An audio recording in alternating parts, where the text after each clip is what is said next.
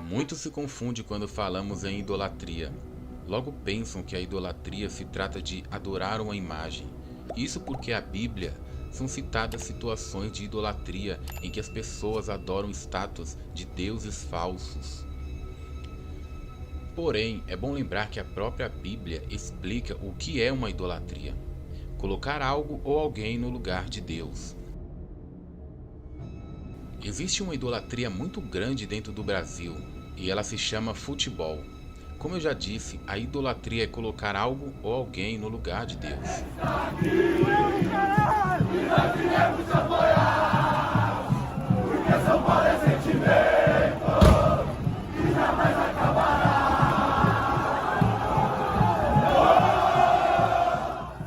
Muitas pessoas matam, praticam violência, baderna, vandalismo, tudo em nome do futebol ou do seu time do coração. Tem pessoas que não podem ouvir falar mal do seu time, que já viram uma fera e parte para a ignorância. Agora, se ouvem denegrirem o nome de Jesus, tanto faz, tanto fez para ela.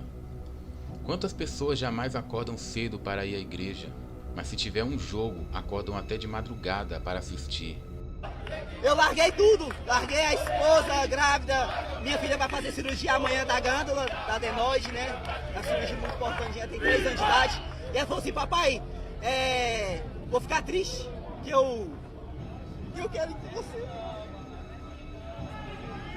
Não, é tudo pelo Vila, cara, é tudo pelo Vila. Vamos ganhar esse acesso e é isso aí, tudo pelo Vila. Lembra da Copa no Japão? Pois é. Se você deixa de ir ao culto por causa de uma partida de futebol do seu time, está colocando Deus em segundo plano, fazendo do seu time o seu Deus. Quantas pessoas ensinam desde cedo seus filhos a idolatrarem o futebol, mas não as ensina a amar a Deus e a ler as Escrituras? Muitos sabem tudo sobre futebol, mas nada sabem sobre Deus. Não tem nenhum relacionamento com Deus.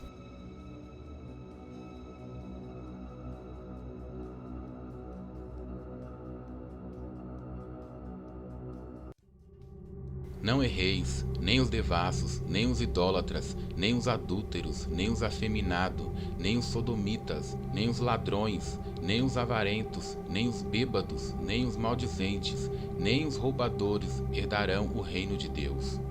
E é o que alguns têm sido, mas haveis sido lavados, mas haveis sido santificados, mas haveis sido justificados em nome do Senhor Jesus e pelo Espírito do nosso Deus. Todas as coisas me são lícitas, mas nem todas as convêm.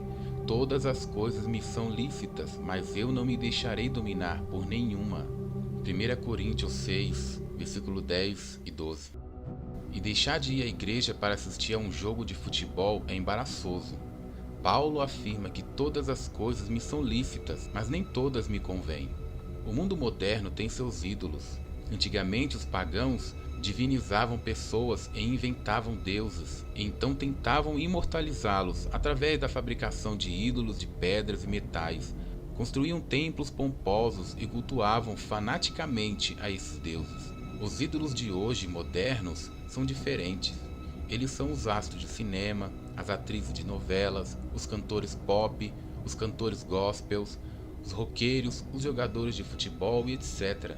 Essa idolatria é mais sutil, engana de forma imperceptível e leva muita gente para o inferno.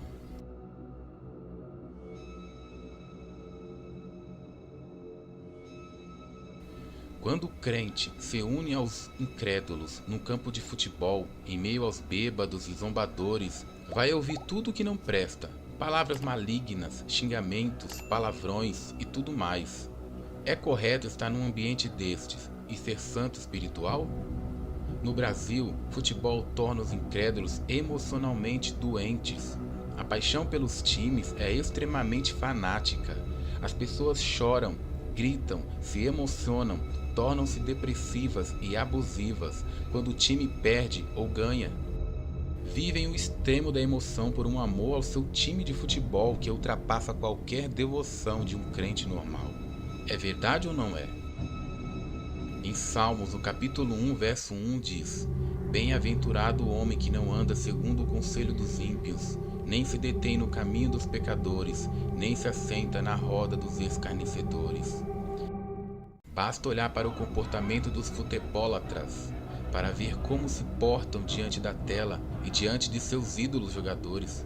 Conheço muitos e você também com certeza deve conhecer.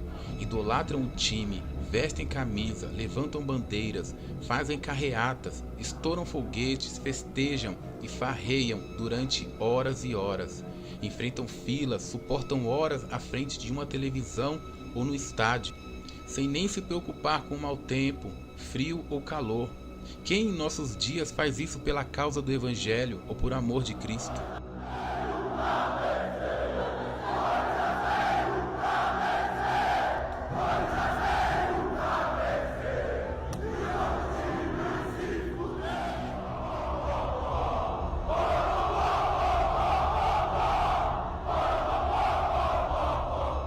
Que tipo de mensagem de esperança o futebol traz ao mundo? Brigas, salários bilionários a esses jogadores que não fazem nada pelo nosso país, enquanto nossos professores e nossos trabalhadores de roça que lutam para sustentar a nação ganham míseros salários. Futebol é uma injustiça social. Jogadores de grandes times ganham fortunas, enquanto os trabalhadores que fazem a nossa nação se desenvolver ganham salários reduzidos. Isto é injusto e próprio desse mundo caído. Não é admirável que os jogadores de futebol sejam tratados como ídolos. Ora, se os jogadores são ídolos, isso significa que os amantes do futebol são idólatras. Jogadores de futebol tratados como ídolos podem ser vistos em capas de jornais e revistas seculares com frequência.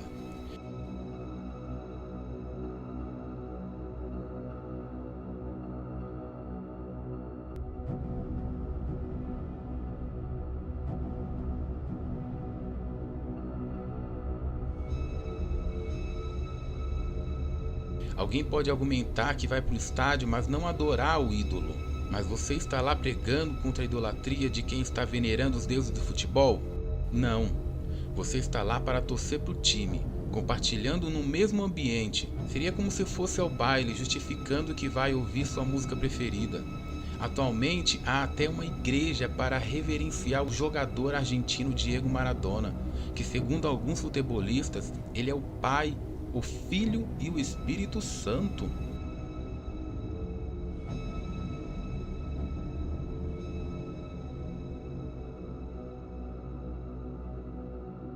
Mas o que a Bíblia diz sobre isso? Que devemos amar a Deus de todo o nosso coração, alma e pensamento. Em Mateus 22, versículo 37. Não terás outros deuses além de mim. Êxodo 20, versículo 3. Não devemos nos conformar com estes séculos. Romanos 12, 1 e 2. A Bíblia adverte que os covardes, incrédulos, idólatras serão lançados no lago de fogo. Apocalipse 21, versículo 8. Não devemos andar em jugo desigual com os incrédulos, pois não pode haver comunhão entre a luz e as trevas. 2 Coríntios 6, 14. Paulo admoesta que devemos fugir da idolatria e não compartilhá-la com incrédulos. 1 Coríntios 10, 14. As Escrituras exortam os cristãos a viverem de modo irrepreensíveis e inculpáveis em meio de uma geração perversa e corrompida. Filipenses 2, 15.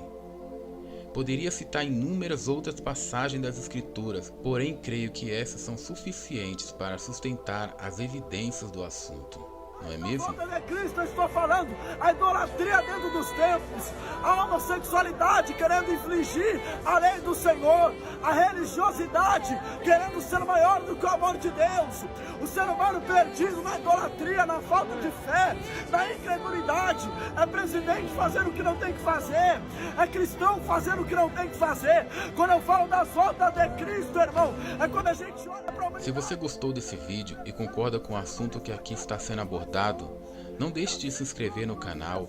Eu peço que você também compartilhe com seus amigos. Deixe o seu like para nos ajudar a crescer aqui dentro do YouTube. Amém? Um forte abraço e até o próximo vídeo.